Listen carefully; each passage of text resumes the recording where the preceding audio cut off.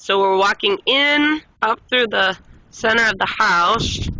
This will be going in the front door where the staircase is right there. So we'll need something there.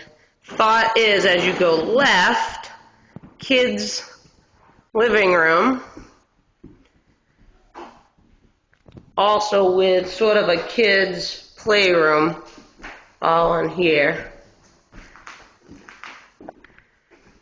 So that would be kind of like a giant kid-friendly living room. Then walk through here will be the kitchen, dishwasher, stove, and I'm going to put a kitchen table right here for the four of us to eat. That goes out to the deck. And then this is open, which will be sort of, my thought was, adult living room. So no TV in here, but couch, chair, coffee table.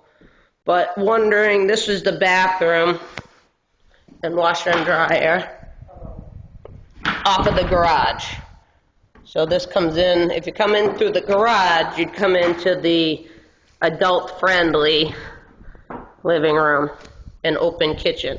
So looking on thoughts of what we think, if that sounds like a good plan. And then also what we would put right here at the, when you walked in the front door by the staircase.